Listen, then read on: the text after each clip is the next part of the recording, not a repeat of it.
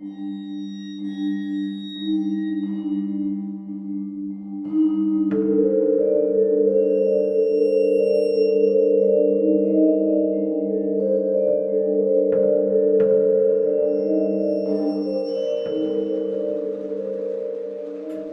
hello, and what?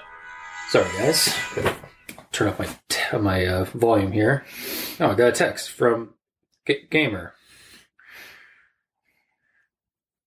Yeah, I sent that to you this morning. You son of a bitch. Fuck.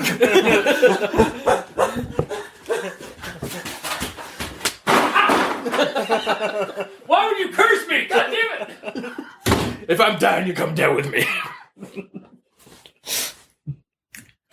So how's it going, Mikey? Pretty good. Cool. Oh, you're okay.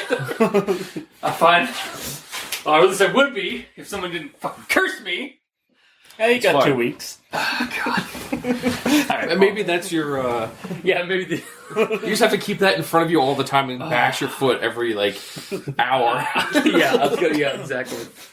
It's just got to be in front of me the entire time. I was like, all right, well, I got 2 weeks. Let's dive into this. Hi, I'm Review Cultist. I'm Mikey. These stands for evil. And I'm the gamer Neil. Otherwise known as the douchebag, who texted me. Hey, man. And we're doing the Cellphone game. It's on creepypasta.wiki. I don't know if the original poster, or the poster on creepypasta.wiki is actually the creator of it.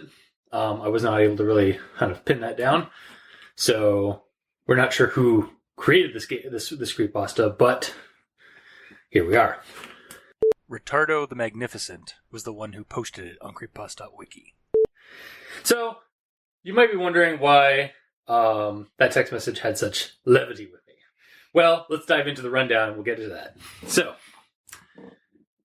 this character named Jack, who we actually just straight up get a name. No narrator. Well, he's quote-unquote Jack, because he doesn't want to use his real name. Oh, that's true, yeah. But that's fine. At least we get a character name. Yeah, exactly. He moves to a new Catholic school from the American South to the American Midwest, I believe. Back then, he was a dork and a loner previously, but decides to try being less so moving forward in this new school.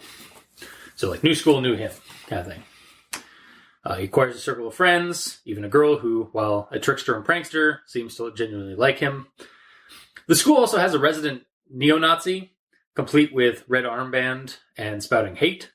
The neo-Nazi, known as Rottenbacker, also has a limp as a result of using a Silas, which is a torture chain used by certain Christians who practice a suffer for your sins sort of faith. Anyway, back to Jack and Co. Stephanie, the girl who likes him, ultimately hooks up with Jack, and everything's awesome until the Cellphone game pops up.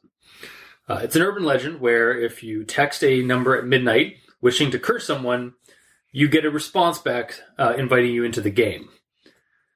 When you then you have 2 weeks to find a protective item that will make you immune to being taken, but at the cost of harming you. There's going to be some kind of pain derived from the item. You can also prolong the deadline by cursing someone else to give you a gradually diminishing amount of extra time. So half the previous amount for every extra person you curse. Mm-hmm. So Stephanie gets really into this, but Jack warns her not to meddle with the curse. Growing up in the South, he was raised to avoid such spooky things. She, of course, ignores that, and soon after, a girl in the school goes missing. In a panic of the implications, she attempts to get more time to find the item by cursing Rottenbacker. But it doesn't work because he was already in the game and had his protective item. Sorry. Need to learn to breathe. You probably should. It's important. Probably should have took a break after I went and tried to find my own protective item. Probably. Gamer. It's your fault for not having one handy.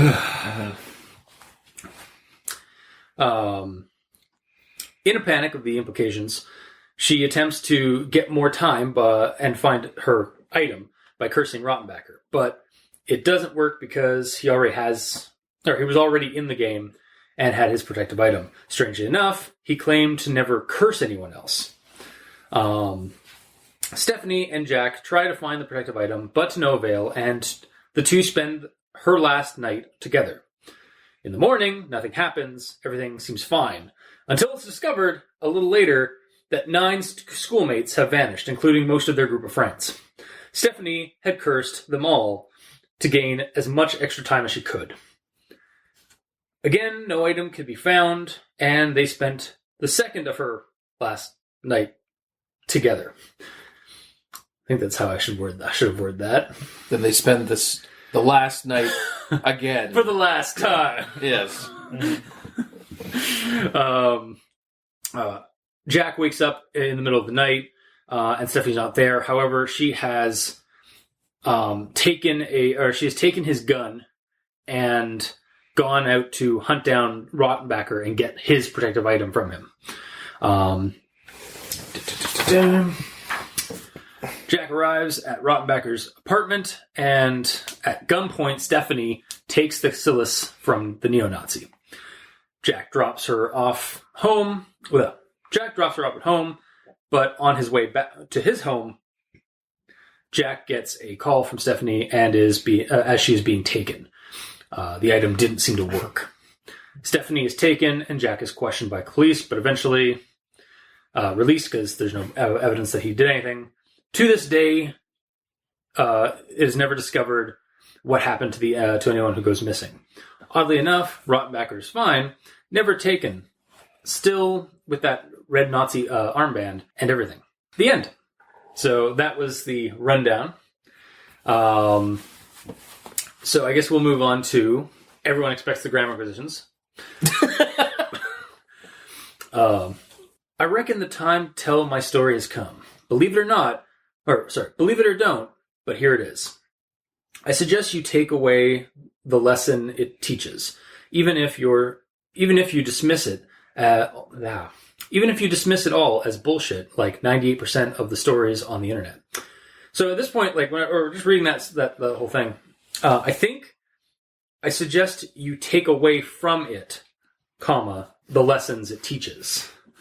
It just seemed like just to help clarify that a little bit more, because when I read that, I was like, I suggest you take away the lesson it teaches.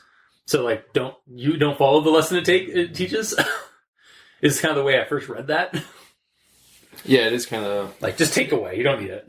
It's put together kind of backwards, almost like it's Yoda speak. Yeah, or it's more like takeout. So you're taking away, I guess, but I don't know. Again, I didn't read it properly, or the way it was intended, so I figure should suggest something more helpful for that. On to the next one. She even seemed to think I was funny, so maybe that's why she started to call me at home after school on some days. I don't know. Reading that last bit, after school on some days, I feel like it should have gone like this. She started to call me at home after school from time to time, just to kind of read it a little bit better. Or some days at home. Yeah, exactly. Just something, because it just seems weird. She started to call me at home after school on some days. Some days after school. Yeah, that would have been a lot better, yeah. And my next one. According to the paper, the only common link the police had found was that every person who disappeared had received a text message that read, "Welcome to the game." And at this point, only 2 people that over the summer had gone missing. So for me, 2 people doesn't quite jive with every person who disappeared, because it was only referring to those 2 people that had gone missing previously, not even the third person that started the whole urban legend that had gone missing. Yeah, but it says every person that's been taken, that includes that first person. I suppose, I don't know, when I first read this, it was just after the previous thing was they were talking about the 2 people that went missing, a boy and a girl, and then this goes on with every person that's gone missing. It's I guess you could go with that they're just saying everyone who's ever been taken under mysterious circumstances in this town has had this cell phone message. But reading it, I just immediately attributed it to the 2 people that they immediately followed this up with.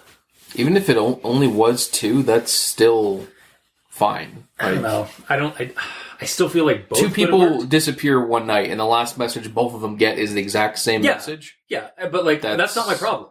My problem is like they used everyone, where they maybe should have used both. Like, I don't know. But using everyone Like insinuates that everyone who is in the cell phone game and gets taken, that's the last message they get. I guess. Yeah. Yeah, because at that point there's one other person that went missing as well. All right. I don't know. Okay. I'll concede. Moving on to the next one. She came to me in the middle of campus after school and looked up at me with this beautiful Asian eyes and that long black hair and a smile to die for. I think it's supposed to say, like, with those beautiful Asian eyes, not with this beautiful Asian. Because I was like, with this beautiful Asian eye? Wait, there's a plural. No, he It's still eyes. has one with him. It's creepy. Well, it's like that, was it Hot Shots? I have my father's eyes. That's gross. Yes.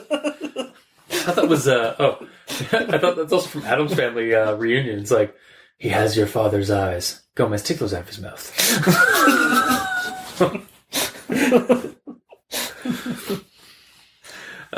Moving on to the next one. She said that in order to protect oneself from being dragged away, you could one of two things. I believe you could do one of two things. Next one. It was clear that Hadge realized the same thing that I had. And I forced myself not to correct that. But it was clear that she had realized that's the same thing, or the same thing that I had. Yeah. And on to my last of my grammar positions. I couldn't take it any more. So this happens a lot in this story where any and more are separate words, and I believe that they need to be contracted or like condensed into one word. Yes. Like it's just, I think it's a compound word, but almost every any more in the story was like that. And I'm not gonna lie, I did get that from the red line that kept popping up on my Google Doc. Of course, yeah. But I mean, that's what I use it for partially, is to like help me find like the again, it's a simple editing tool. Yeah. So, that's the end of my grammar position. So, Mikey, D stands for evil. What do you got? I got front butts, and I have a front end, and I have a bunch of its. So I combine them all into a front butt it story. My God. Well, that's a conjunction junction, isn't it? Yeah. Yeah, conjunction junction Yeah. with it. And now, a conjunction junction with Mikey, and he stands for evil. Take it away. It's not my real name, but that's what I'll go by for now. Okay, I gotta stop it right there. Like, he addresses what it is Yeah. in that sentence. Yeah, but it's still... All right, yeah. Back to the The story begins there. Well, The I'm sorry. It is technically a correct use of it because we find out what it is in that same fucking sentence. But you don't know what he's referring to in that sentence because you have to read the previous sentence. No, you don't. Yeah. It's fine. Because what's he referring to? His name. What name? His name. What name? He's referring to for Jack, fuck's which is sakes. in the previous sentence. Fuck it. All right, let's move on. Go on with your silliness. I'm just going to sit here. But there's more truth in this story than any one of you could know. It was at this time that I finally started to fit in and make friends. It was a Catholic school, so I, like most people, just assumed at the time that maybe he just wore the Silas because he was a devout Christian. I just realized what was wrong with that sentence. Shouldn't he be a devout Catholic? Yeah, because I think it's I think it's the Catholics. Not I think the Catholics, Christians are basically the same. I don't know. Okay, by division, yeah, they are. Catholics are a division of Christianity. Catholics are the crazy ones. Wow! Wow! No, wow! I'm refraining from saying anything because you said that they're the same thing, which is probably wrong. No. You said that they're crazy. I didn't say they were- yeah. I'm withholding any religious statements on this podcast. Yeah.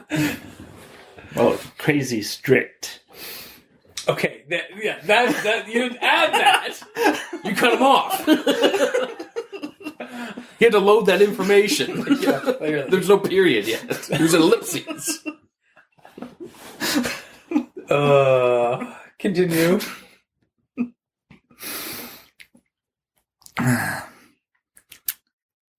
It was kind of strange for a hardcore Hitler lover like Rottenbacker, but it was high school and none of us preferred to think too much about stuff like that. It wouldn't even be until over 2 years later that I finally understood how and why everything went down just the way it did. It was this year when I finally started to open up more as a person. It was one day at lunch when she was sitting with us, when she mentioned that while sleeping over with her friends one night, that they had stayed up late with some girls from another high school talking about the cell phone game. Oh wow, that's a long one-on sentence. A little bit. But, to be honest, I always thought it was kind of cute and just accepted it as one of her quirks. But this time it was serious. You know, going out to like he thinks it's cute that they go on and slumber parties. Totally. But this time, I wasn't loving any part of it. Slovin. Sorry. But then, one day, Rebecca didn't show up at school. But even so, I wasn't about to let anyone talk about my girl that way. It was clear that had realized the same thing that I had. It was bittersweet. It was Stephanie's. It was over and she was safe. But even so, I still loved her more than anything. It was obvious this guy was a lunatic fanatic. But at least now it would be over. It was a call from Stephanie. And then, dead air. It wasn't more than a few drops. But the most chilling sight of all was that from the edge of her bed to the door of her room, which led out into the hall, was a trail of claw marks that she had left as something or someone had dragged her away from her. Dragged her away to her doom. That was long sentence. Yeah. But there was one thing that still bothered me through it all, and that was Rottenbacher. But there is one thing that I do know, and that is, to this very day, if you ever see Rottenbacher, he's still always wearing that red Nazi swastika armband. Okay, so a little bit of run-ons. So I'm just gonna add, we're just gonna take a note of that. A lot of run-on sentences in the story as well. Yes. But yeah, that was conjunction with a little bit of commentary that I may or may not remove, just so it's a full-on conjunction.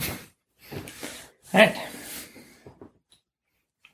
Oh, you don't have any actual normal ones. Oh, okay.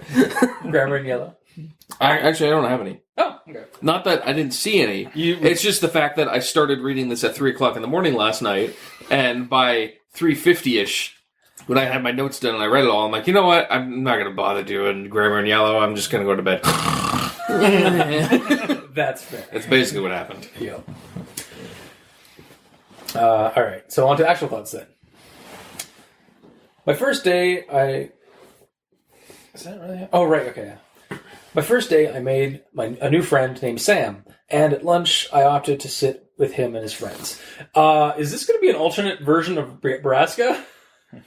Just from, like, not Sam's point of view.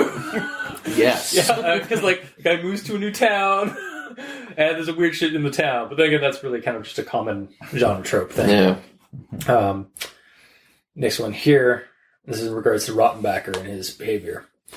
Furthermore, on Halloween and on school costume events, or school costume event days, and on school costume event days, when he knew he could get away with it, Rottenbacker always wore an entire replica of an SS uniform like the Gestapo wear, with the black hat and long boots. How is this kid not expelled? Moving on to and moving forward. He was a mean and angsty son of a bitch. Whenever anyone told a teacher about him or asked him about the Nazi stuff, he'd shout racial and ethnic slurs at them, cuss them out, and yell Heil Hitler. I repeat, how was he not expelled? Maybe it's like the education system differences or something like that, or like the people that maybe the administrators just don't give a shit. Yeah, but it just seems like it's not very kosher. Yeah, I know for a fact from like growing up or from being in our high schools and stuff like that, like we had, I think, a kid that was like that, and he got expelled pretty quickly. But yeah, anyway, otherwise we wouldn't have the. It is also a change of things. Like in the States, they have people that have the Confederate flag? Yeah, well, yeah, and it is. Yeah, and this isn't the South, like the American South, but it is the Midwest, so like it's border states basically. Yeah, yeah. It's probably a gray area, I'd assume. Mm-hmm. If any Americans would like to correct us, feel free. Or just like that kid's like father is the principal or something. Yeah. So it's like, I guess you can go to school. Maybe you'll learn to not do that. He's got his that. own apartment too, like. Because he doesn't want to have this weird kid at home. That's true, yeah. He's probably been, like, kicked out of his house or something like that for this shit. Moving right along, though. After he got done introducing me to everyone, Sam told me some of the school's old stories, including an urban legend that circulated about Kaylee, a girl that died mysteriously after playing some sort of cell phone game. And title drop. Mm-hmm. That's all I got about that. And we got a title drop. Next one. Maybe I wouldn't have been so happy had I known what was going to happen next. Way to telegraph the plot beats. Then again, this story isn't all that subtle on where it's leading. At least until the end. Because I did not catch that till the very end. But we'll get into that in a moment. At lunchtime, Stephanie was sitting around with us as usual, when the assistant principal came to talk to us all with a megaphone. I'm sorry, he what? Like, comes up to my initial vision was like, the assistant principal comes up to their table and just like, hey students, we need to talk about something. Yeah, like 3 feet away from them. Exactly. Yeah, totally. But then it goes right after that. It's like, may I have your attention, please? Everyone got silent. The police have reported that one of your fellow students, Rebecca, has gone missing. Oh, he's addressing the school with, or like the in the cafeteria kind of thing with the megaphone. Okay, that's a little bit less silly. However, I'm pretty sure he would have said the last name of Rebecca as well, even if there is such a small like population. Because like I again thinking back on like experience from high school and stuff like that, like they always like regardless of if like there's only one Rebecca or not, we get the full name just so for clarification stuff. Yep. And the next one. Forgot about this. Don't try to stop me, Jack. If I'm going to survive, I'm going to need more time. I can get another week if I curse someone else. And that'll give me 3 weeks to find it. Stephanie, listen to yourself. Who are you going to curse? You'd kill someone else for a little extra time? Look at what's happened to you. And this whole time they're like Jack is chasing Stephanie like away, like as she runs off from this. And the entire time I'm reading this whole conversation, I'm just imagining them like jogging around the school halls while doing laps, while spouting out this melodramatic like conversation. Probably, yeah. And then my next one. For some reason, I imagine that they ran outside. See that? Yeah, I guess I could work too, but like it just still again like don't try to stop it, Jack. Yeah. It's like no, like just completely no breath, no out of breath whatsoever. Yeah. And then what followed up with that is this. She held on to me and began to cry deeply as well. We held each other there for nearly an hour like that. I still remember it like it was yesterday. Now remember, there's no mention of like out there, so it's like again, I'm kind of just like, yep, just hug it out for an hour long in the hallway. I feel like some of the writing comes off a little too silly for its own good. Well, for me, I assume they ran outside, so it wasn't as silly. Yeah, still kind of silly, like hugging it out for an hour. Yeah, they only moved because teacher Cat was like, "What are you doing? Get out of here! Go home!" Or it's like, get out of the way! The buses are coming to get out of here. Dull points. Yes. Moving on to the next one. Suddenly, I remembered the Silas Rottenbacher War. Yeah, wow. I was like, yep, done. Sorry, my brain was just like, nope, that's the end of the sentence. No, it doesn't. Suddenly, I remembered that the Silas Rottenbacher wore around his leg that caused him to limp in agony, and what Stephanie had told me at lunch. Yeah, that wasn't super subtle earlier. Like, as soon as the Silas came up and they're talking about protective items, like, that's the protective item. Until the end, and we'll get back into that in a second. We'll get back to that in a moment. I wept with relief. It was over, and she was safe. Nothing had come for her. I ran across the kitchen floor and hugged her and kissed her all over. Everything was perfect for 2 weeks. Then I came to school one day, and 9 of our classmates had disappeared, including Sam. Oh, that sneaky witch! Like, that was my thought process. Like, damn!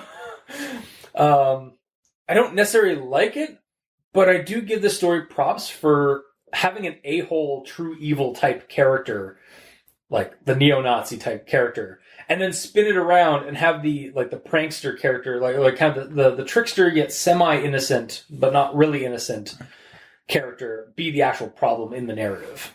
Mm. And then my next one. She was my first and only girlfriend, and I couldn't let her go. I couldn't let anything happen to her. Oh, young love. Stupid, misguided young love. And the sentence that took the words right out of my mouth. Everything was too melancholic and too melodramatic. I have to say, this story is a bit of a roller coaster for me. The writing ranges from kind of cringy early writing plot, like early writers kind of like plots that you get from like high school writing or even like just out of high school, which I don't know if the author is straight is the same age as the character, but it does kind of seem like some early writing. Which sounds fitting. It does seem fitting. Yeah, it does seem fitting for that, but still, it kind of is kind of cringy at times. The kind that sort of, yeah, okay, I already said that. At the same time, there are a number of scenes and sequences that work for me. Like, despite the obvious tell, the Nazi bully being a survivor of the curse was a cool switcheroo moment. I feel like if the story had been looked at again and maybe developed a little bit more, like in terms of the writing, it could have been a little bit stronger to allow it a little bit more maturity, like in terms of like building the writing up a little bit better. Then again, we wouldn't have the kind of immersion level, I guess, for like, oh, this is how like somebody that age would write something. But sometimes that's not always what you're looking for. Sometimes you want actually like a decent story to accompany a decent revelation that happens, especially at the end. Also, I can't help but think this would fit perfectly as a mid-2000s teen horror flick. Like, the plot beats are basically the same as one of those plots, as well as kind of Unfriended to the Dark Web, which is basically this plot, except it's more it's less of a supernatural curse and more of a conspiracy, of like people just being nasty. And then my next one here.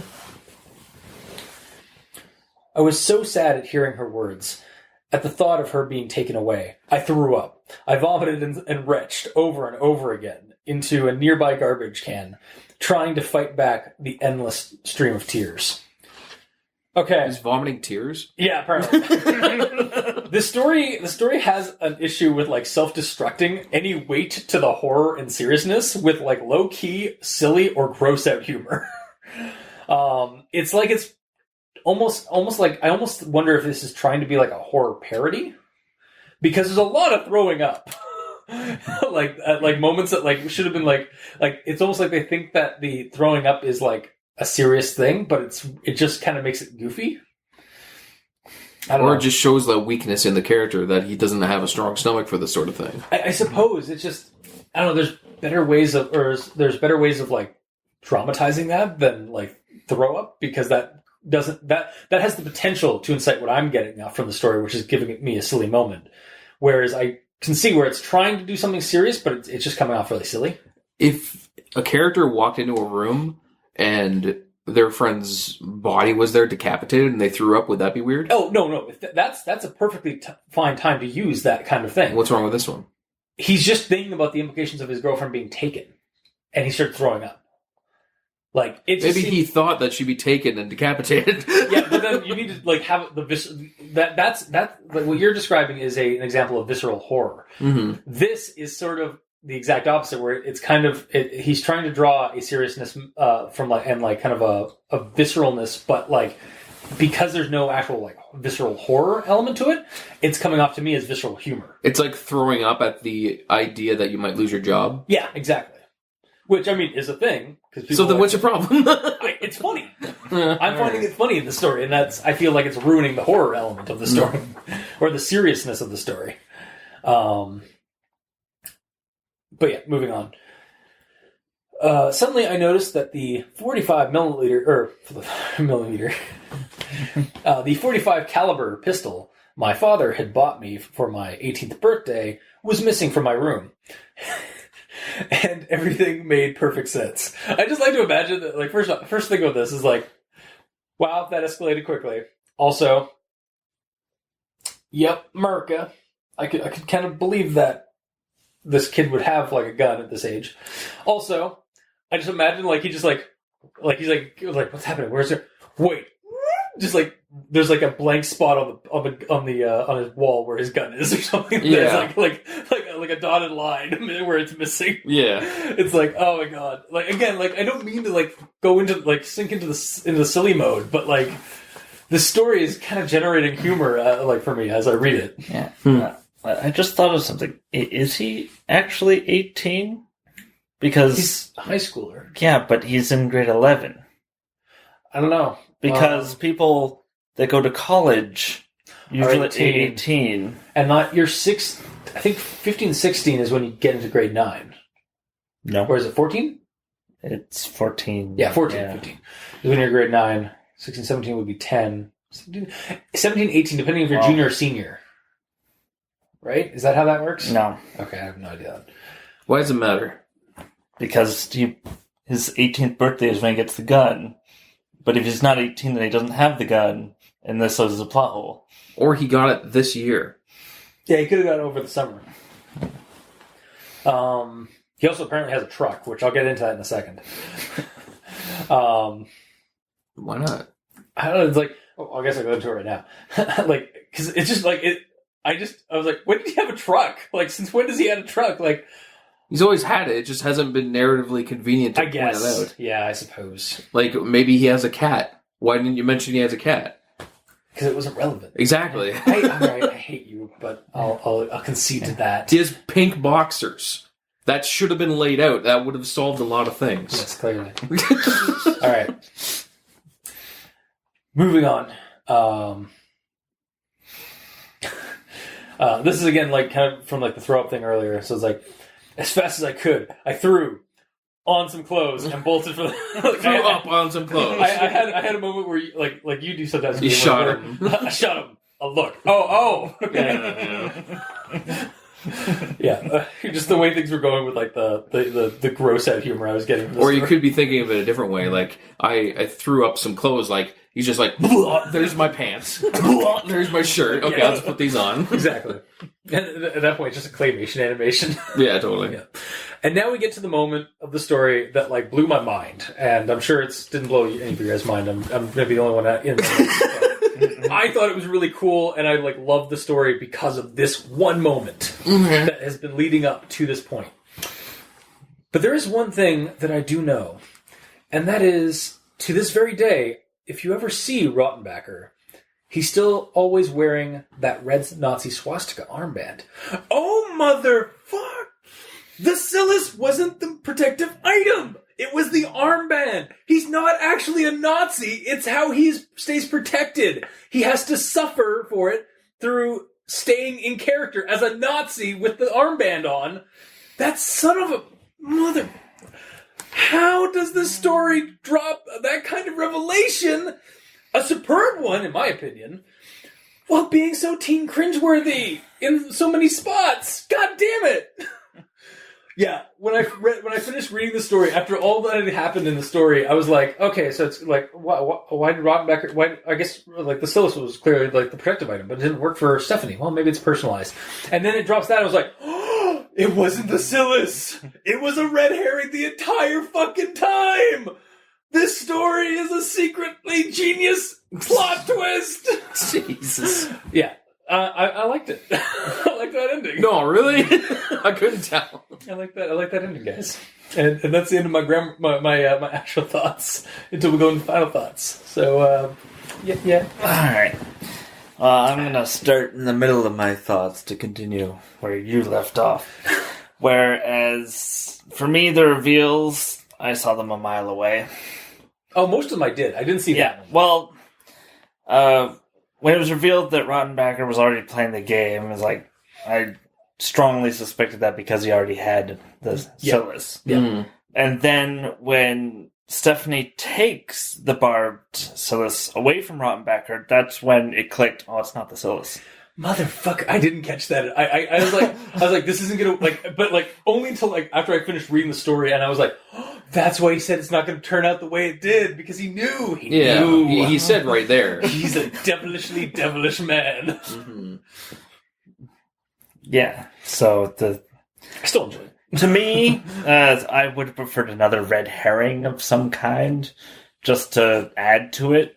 I suppose. Or just have it not be hit over your head so hard that, like the Silas thing set up multiple times. I feel like that was actually like the switch. Like that's why for me it was so like profound, because they were really hitting home. Like I was like, okay, it's obviously the Silas. Mm-hmm. Like I just wasn't like cluing in that like that might have been a red herring whatsoever. It was like it just seemed like because of the writing also. You thought it was poor writing. I thought it was just poor writing until the very end. I was like, oh my god. Mm-hmm. Yeah. So. Alright, so other things. I learned some useless knowledge that is now officially useless because I'm not in high school.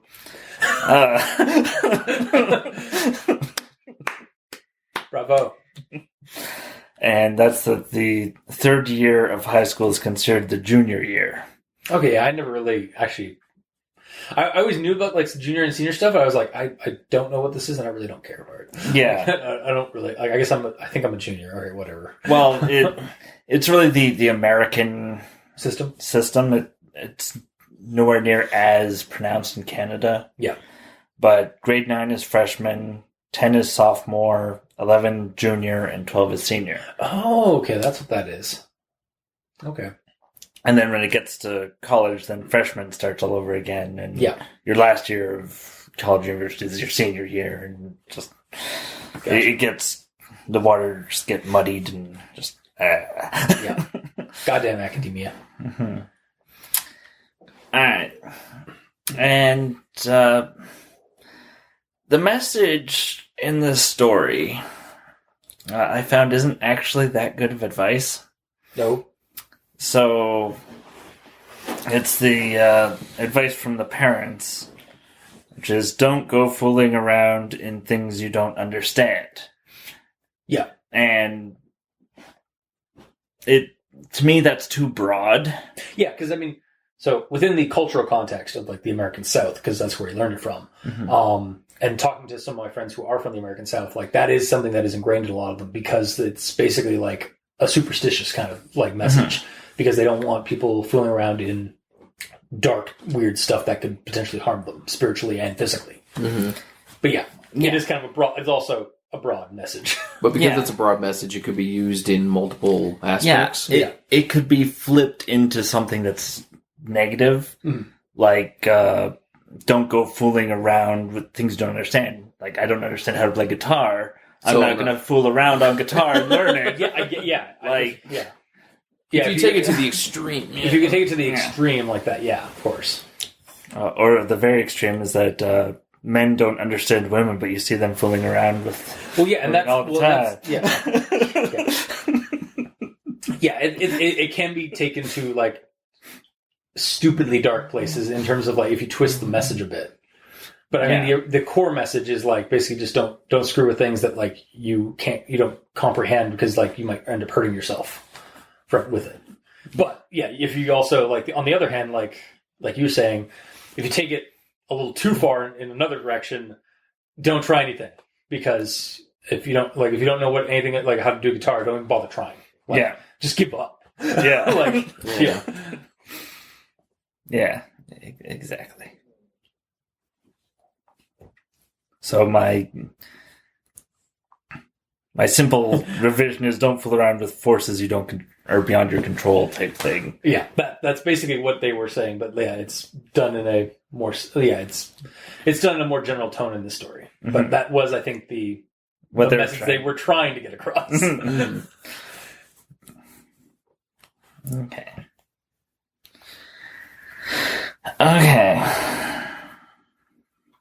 So, another thing that I have is that after the explanation of the rules, and we know about the disappearance of the one girl from the urban legend, and then the two people from another high school. Over the summer, I feel that those disappearance numbers are low. Yeah, I was expecting a little bit more during the summer, like there to suddenly be like a spree of people just vanishing. Yeah. Like, based on the rules alone and the fact that humans like to live. Yeah. I'm surprised, like, we didn't have, like, the police weren't concerned with, like, a 9-person spree earlier than what happened. Yeah, that was just... I'm surprised there was even 2. Like, why would people do it if they know that it's bad? Because teens are dumb. That is your simple explanation. Yeah, people, you have too high of an expectation of teen mentality. They're still coming into their puberty. They're still coming into learning the ins and outs of the world. The dumb, and I say that as a dumb teenager at one point.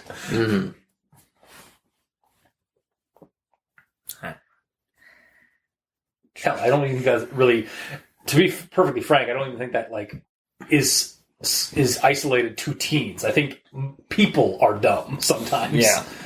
Yeah, but with this, it's like, why would you even do it? You don't get anything out of it. Some people just want to curse somebody. Some people just want to watch the world burn. And themselves as well. Yeah, exactly. And they think that they can outsmart it. Like, look at that one story we did like not too long ago. Clever. The guy's like, oh, I've seen Witchmaster. I could beat this. Yeah. All right. So my next thing is...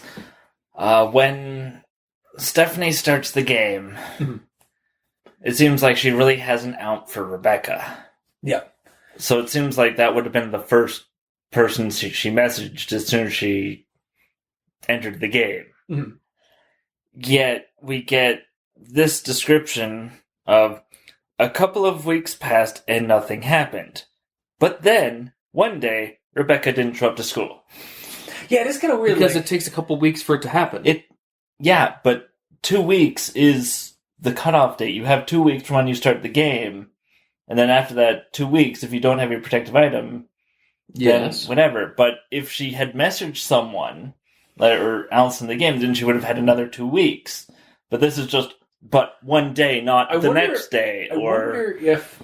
So, maybe she didn't curse... Because you don't, like... automatically curse somebody to get in the game. You do that messaging at midnight, and then you're invited to the game. Now you have 2 weeks to find a protective item, otherwise you're fucked. And then maybe after like near the end of her first 2 weeks, that's when Stephanie cursed Rebecca to give herself an extra 2 weeks. No. Okay. Well, I tried.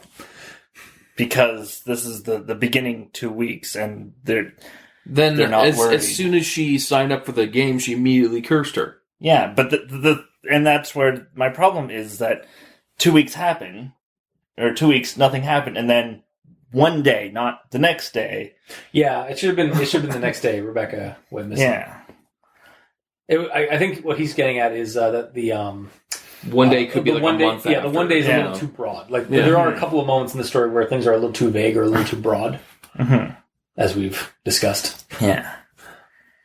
All right.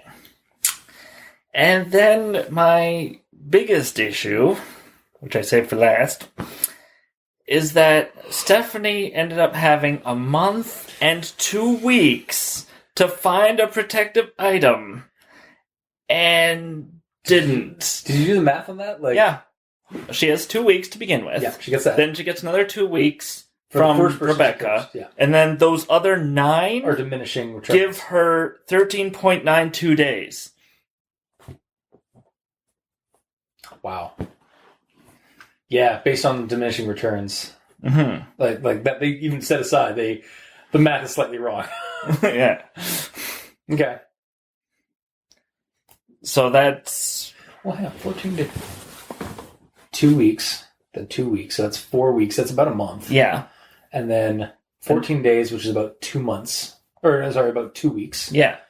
So, And that's it. Yeah. Yeah. So a month and 2 weeks, roughly. Yeah. And what did it say in the story? Well, that's... It follows that, but I mean, she had that much time to find a protective item. Mm-hmm. And she couldn't. And they're just sitting on their asses. Yeah, no, well, the first there was no, like, we need to go out and find it, and then it shows a couple of days of them trying to find shit. Yeah. There's none of that. Just we it couldn't just find kind of, it paraphrases like, it's like, we're going to go find it. Don't worry, Stephanie, we'll find you a protective piece. We didn't find a piece. Yeah, pretty much. Yeah. Yeah.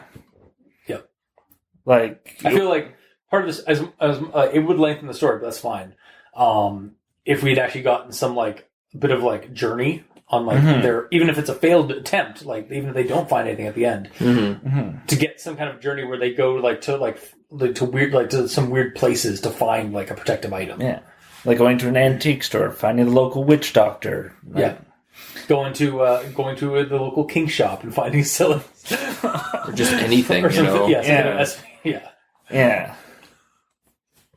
Yeah, so that was my big issue. Is just all this time and they don't find anything. Also, what is the, like, rules on them not finding something? Like, could you just put a fucking rubber band on your hand? Like, on your wrist so it's really tight? There, that's my protective item. I hurt. They're working off of, like, urban legend supernatural, like, things. So first off, like, that's the issue right there, is that there's not defined, like, thing. It's like, you'll know it because you'll intuitively know when you find something that hurts you but also will protect you. Like, it's working off of supernatural bullshit that is not defined. So even if it is just a feeling, like, you believe that this will work. Yeah. But it could just not work. Exactly. Yeah. This is not isolated again to the story. That is kind of urban legend, like Bloody Mary style, like bullshit. Yeah. So that's the end of my actual thoughts here. Yeah. Okay. I only got a couple left. So the whole thing about joining the game. Supposedly you can join the game at any time by sending a text message at midnight to the right phone number. So it's in the rules that there's a specific number that you send it to at midnight. So can't the police track that number and find out? Supernatural. Maybe. Yeah, honestly, again, before like it was before like the protective thing was brought up, I thought it was like, all right, so it's basically just going to be like, again, the dark web, or Unfriended 2, the dark web, where there is a group that you contact and they suddenly surveil you for like 2 weeks as you try to find an item. It's like a Saw kind of thing, where, and if you don't find an item that they deem worthy, you get taken by this group of people. I mean, it still can be that. It still could be that, but it seems like it could be either that or supernatural, so. When you think about it, there's nothing really supernatural in it. Kinda. I mean, it's subtle supernatural. It's not I say that by like it could be that if you think of it that way, or it could be mundane completely. What? It's just a cursed cell phone that you send the message to. Oh, so it's just in somewhere like on some like dusty desk in like an empty building or something. Or probably in storage from the SCP or something. Yeah. Totally. Yeah. Just tie everything into SCP. Yeah. What happened to the SNTF? Third division of them. Really? Yeah, why not? Independence. Variety of different groups. Fine. It's being contained in a green box in Delta Green. Damn it. Yeah. Actually, that might be that would actually be a really cool idea for a kitchen scenario, or where it's just you have to go into your Delta Green agents going into a green box and like cataloging it because it's been a while since anybody's cataloged this one, and you find a cell phone and you look and it's actually perpetually powered. You look it, you turn it on, or you open it up and there's like tons of text messages, and you start correlating the messages, like the numbers that you're getting that you see on there, to people who have gone missing like weeks later. I was like, that would actually be a really cool like Delta Green game. Damn it, I'm gonna have to run that. All right, cool. Yeah. Also, with the whole like initiation of the cell phone game, what are you supposed to text to the phone number, or is it just text anything? Oh no, I think they actually bring it up later in the story, although it's like kind of in somebody's like one of the wording. It's I want to curse somebody. Yeah, that's what you send them. And then there is an actual thing you okay. Yeah. And then the next text message, and then the response message is "Welcome to the game."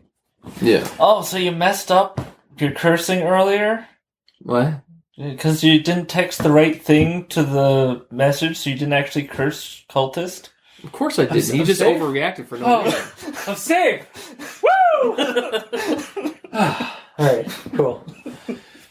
I forgive you, gamer. Do you? Yeah. We'll see. Until you actually try to attempt it. Awkward silence. Yeah. But yeah, moving on. Then Wait, what? we get to the part where Stephanie's like, and imagine how cool it would be to be able to curse anyone who messed with you, and by bringing them into the game, you can get rid of anyone, blah, blah, blah, blah, blah. At this point, my reaction is just, you get a bit of a nutso here. Run for your life, Jack. But red flag. No, yeah, that's the biggest red flag I've ever seen in my life. But even if he did, he would just get cursed. So he's kind of fucked, right? No. Take your phone. Run. Because it's only if it doesn't work, if it doesn't receive it, it's fine. That's true. You could just cancel your whole phone plan, break your phone, something, get a new phone. Don't tell your phone number, and you're fine. Yeah. Mm-hmm. Deactivate your Facebook. Yeah, totally. All social media goes away. Mm-hmm. Mm-hmm. Yeah, so he could have got out of it. Could have. Oh well. And then basically everything else got talked about. So okay. So on to final thoughts then. Mm-hmm. All right. Actually, there's one more thing. All right, there, Columbo. 1, 2, 3, 4 characters that are named and described but not used at all. Yeah. Sam's kind of used because he's just like a dude that tells him. Yeah, he's the exposition dump. Yeah, and then Jim, the 300-pound jolly guy. Right, he's my favorite character. I forgot about the descriptions of their other friends that are basically just knocked off. And then Vogelman, the hacker nerd. Yeah. And Thomas, the guitarman. Yeah, seriously, like you know what they did? You know what they just did? They slasher moved it. They didn't give us any depth about these characters. These characters were just meant to be wiped off. Yeah, pretty much. Yeah. It specifically said Sam was gone, but the rest of them too? Yeah, well, that's what it seemed like, yeah.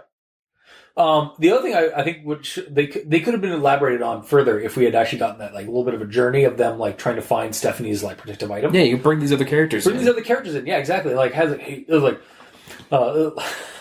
yeah, there's like what they go to like a rock concert looking for something there because of the guitarist guy, or they go to like some kind of like cyber cafe and try and like look things up on the dark web, to look it up, the dark web or something like that. And I was gonna do like go to a bakery for for Sam, or not Sam, Jim. for Jim, but that's kind of insensitive. for a fictional character. I mean, these characters are basically Are stereotypes. pick a stereotype. They are, and then they are that's- legitimately slasher movie stereotypes. Yeah, that's just the way it is. Yeah. But yeah, no, that's a good point. We get a bunch of named characters that are just like cardboard cutouts. They're named and never seen or Heard anything. from again. Yeah. It's weird. Yeah. All right, moving on to final thoughts then. So there are issues heavily with this story in the writing and the grammar. I feel some spots need to be developed a bit more. Like we've said, like again, a journey trying to find a protective item would have gone a long way. As well as like maybe just reevaluating some of the way you write some of the interactions, because it does come off a little too cringy. That being said, damn it, I am going to partially recommend it because I really loved that ending twist. And I really felt like it was a good, like, they were bonking you on the head with that one, with the Silas thing, and like, you thought that was it was just going to be an obvious thing, and then like, nope, it was the actual, the red, the Nazi head, or Nazi headband, the Nazi armband the whole time. I was like, oh shit, he's not, I bet he's also a Jew! Like, damn it, that is, God. He's actually bravo. Nazi. Oh, He's Nazi. Not a Nazi. But yeah, so that's why I partially recommend it, is because I actually really liked the way it turned out, despite it being a shaky story up until that point. But it turned out part of that was leading up to the reveal. Mm-hmm. So, honestly, I feel this story should be reevaluated and edited for the sake of that ending. Mm-hmm. Like I feel like this should be looked back at and like made better. Yeah. Because it has a lot of potential, especially with that ending. I cannot stress that enough, how much I love that ending. But that's my final thoughts and recommendations. So, Mikey, these stands for evil? Mine's a partial recommendation as well. Get rid of the reveal, it's stupid. Well, I feel it needs more red herrings, more of a exploration into finding a protective item. Yeah. The reveal, while as I did think it was the Silas initially, but then as soon as he said it was Stephanie took it, yeah. that's as soon as it was like, oh well, what else could be? Oh, it's the armband. Yeah. Like, it's his whole Nazi costume. It's his whole Nazi persona. Yeah, and to me, like, as soon as I found that, I was like, bloop, I know what's gonna happen, and then there was no reveal for me. Yeah, I don't know how I missed it. Like, I was just caught up in the story, like in the story's like flaws and issues at that point, and then like as soon as it got to that, I was just kind of rolling with it. Like it's all right. I might as well just enjoy this cringy ride. And then at the end, I was like, holy shit. I wasn't like 100% confirmed being like, okay, well, he's 100% going to survive because it's actually the armband. I was either going to be like, okay, well, if he dies, it was the Silas, but if he doesn't die, then it's the armband. Yeah. I didn't know which way it was going to go. Mm-hmm. Wow. And for all we know, he could have had a backup Silas. Yeah. This isn't even my real Silas. Yeah. Yeah, it could have been just a fake Silas. Or he just has 5 of them. Yeah. She left with one, but he just opened his drawer and put another one on. Or he had like he had the Silas, and then he had the Silas under the Nazi band. Oh yeah. So it's actually that's what's hurting him more. Yeah. Mm-hmm. Which begs to differ, which begs the question. Man, this guy's like really savvy. Like, what happened to him? Like, what happened to him on his run of this to like make him so goddamn paranoid that he got another Silas? Like, all right, was he or was he just smart enough to like know it's like, all right, I'm going to suddenly go from being like this normal person who doesn't hate people, and I gotta wear this fucking armband because this is the only way I'm going to be able to protect myself from getting dragged away. I might as well own that. I'm going to have to fucking own this character, unfortunately. But somebody's going to think something's up, especially if they know that I've done the cell phone game. They're going to think that's it. So what I'm going to do is I'm going to wear something else to hurt me, to throw people off. Like, Pretty much, yeah. An To protect intensely himself. smart survivor. Like he was the survivor character the entire time. Yeah. But he was made out to be a villain throughout the entire, painted to be a villain the entire story. Again, that's where I think the genius of that reveal is that like you thought he was going to be like this asshole villain dude. Like that's how they were just going to paint him in huge broad strokes of just being like, oh, he's just the neo-Nazi like bully. Like he's the asshole character and antagonist. No. She's actually the girlfriend is actually the one that's fucking up everybody, and what's more, he actually is super smart and actually not a Nazi. He is a Nazi. Thank you, Gamer Yellow, for that terminology that I'm sure you stole from somewhere else. No, actually. Oh, really? Because I've heard it before, but well, anyone could come up with it. Yeah. I'm not smart because of it. Yeah. Oh, we know. Thanks. But yeah, no, okay. Yeah. And Gamer? Yeah, I don't know if he's done yet. Yeah, are you done, Mikey? He's scrolling up and down, and Wait, no, if you had more to say, go for it. Well, I've already stated that it needs, for me at least, another red herring and whatnot. Yeah. And it'd be nice if the timing was more definitive and not just, but then one day. Yeah. And We've had that happen before. Yeah. But I can agree with you. Like, I feel like a journey would have been good. Like, to find her a protective item. To at least give us a little bit more, like, to give a shit about her and, like, some of the other characters before just completely turning her into, like, a super bitch. And just, like, or a desperate, like, person, like, who is willing to backstab friends to survive. Yeah. She just turned into a slasher. Yeah, basically. Or she turned into that person in a slasher movie who, like, shoots the ankle out of somebody who's being chased, who's also being chased by the slasher victim because you don't have to outrun the line. You just have to outrun the person who's... Yeah. Pretty much. Yeah, fair. For me, get like a maybe-ish... it didn't use characters very well, considering half of the characters named weren't even shown in it. They were just named and that's it. Named and described, which they were paintings on the wall. Yeah, basically, it was more than we sometimes get. Like, sometimes we'll just get names. We actually got, like, a descript, at least a bio, like, a very, like, here's some traits. A one-sentence bio about Yeah, them. a one-sentence trait or bio of these But because of that, I thought that they were going to be in the story. You thought so, yeah. But they're not, which annoyed me. And then the vagueness of the protective item and the lack of a journey of getting it means, like, me as a reader, I've read the whole thing, but I still don't understand what it means to get a protective item and why she couldn't find something. Yeah. And all the specifics to this, because she apparently knows because she was told all the rules and stuff from these other people, so she should know the specifics of what you need to have in a protective item. Yeah. And that should be told to us through her telling Jack. But because that's not there, it's all vague, and that's just... We would have gotten that with the journey. Yeah. It's all just kind of washed over. Yeah, she goes evil real quick. Yeah. And he technically doesn't have a way out, but we did technically find a way for him to get out of it. But if he got out of it, there'd be no stories. So Exactly. That's fine. Yeah. Like I said, the ending didn't catch me the way... Or the twist didn't get me the way it got you, Cultist, but... I didn't see it coming a mile away like it did with you, Mikey. So I'm like in the middle between you guys on this. It may have also just been because I read it at 4:00 in the morning. So I'm like, I did it. Okay, get out of here. Okay, cool. Yeah, basically. Yeah.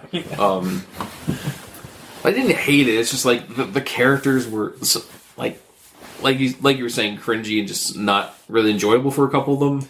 Jack was just a dude. But it was all... And Sam was just a dude. Yeah. And she was just evil and weird. And then everyone else was non-existent except for Rottenbacker. Yeah.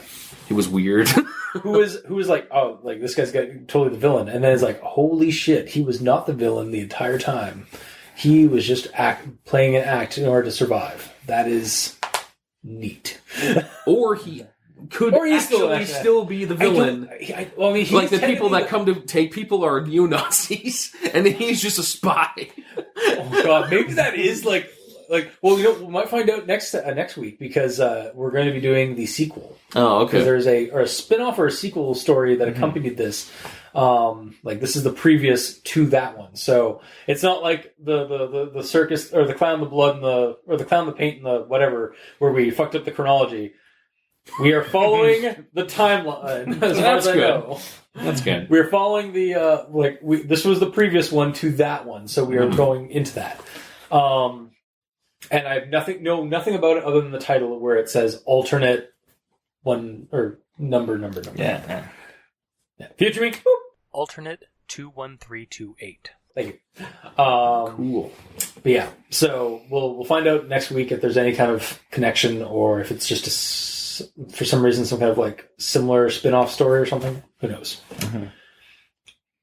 But yeah, partial recommendations all around. Woo! Yeah. It needs edit. Yeah, no, I 100% agree. It does. There are some things like I feel like just with the writing, like I feel if it was looked back at and like re-edited, it would be a lot stronger. Yeah, it just really needs to be fleshed out because there's way too much vagueness in it, almost to the point that I want to not recommend it. But it was still enjoyable enough for me to read through at 3 to 4 o'clock in the morning. Yeah, that's a true test. Yeah, it wasn't like I started reading. I'm like, you know what? I'm just not gonna do this. I'm just not coming in that day. Yeah.